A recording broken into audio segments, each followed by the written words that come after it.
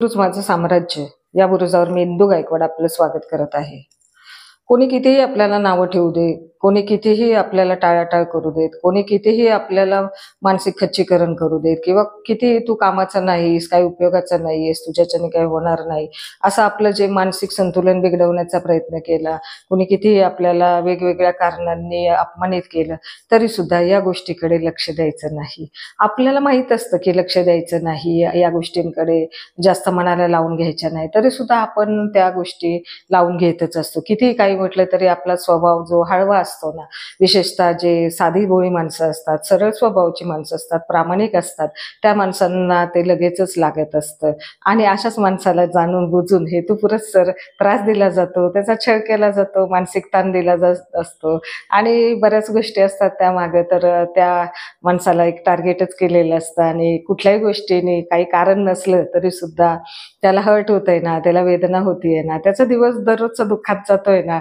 तर याचा एक आसुरी आनंद घेण्याची वृत्ती सुद्धा आपल्या आजूबाजूच्या लोकांमध्ये असते, काही वेळा जवळच्या माणसांमध्ये सुद्धा असू शकते. कुठेही कुणामध्येही ही अशी आसुरी प्रवृत्ती, त्रासदायक, मुद्दाम एक छळ करणं किंवा त्या माणसाला सुखाने जगू न देणं, अशी असते भावना. आपल्यासारखे सगळेच लोक चांगले नसतात, चांगला विचार करणारे नसतात, दयाळू नसतात, मायाळू नसतात, प्रेमळ नसतात असं नाही.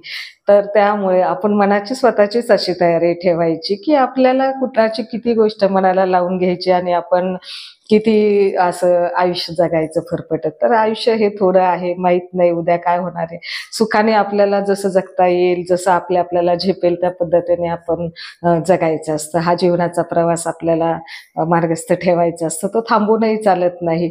जगत असता तुम्ही, खूप छान जगत असता आणि तुमच्यावरचे चांगले आईबापांनी केलेले संस्कार असतात, ते तुम्हाला असं काही वाईट कृत्य करायला भाग पाडत नाहीत. तुमच्या मनामध्ये वाईट विचार येत नाही, दुसऱ्याचं काही वाईट व्हावं, वाईट भावना, त्याचं काहीतरी विनाश व्हावा, अशी आसुरी प्रवृत्ती तुमच्यामध्ये मुळात नसते. त्यामुळं या गोष्टीकडे तुम्ही जास्त मनाला लावून नाही घ्यायच्या. या गोष्टी तुमच्या चांगल्या स्वभावाचा, सरळ स्वभावाचा अभिमान बाळगा.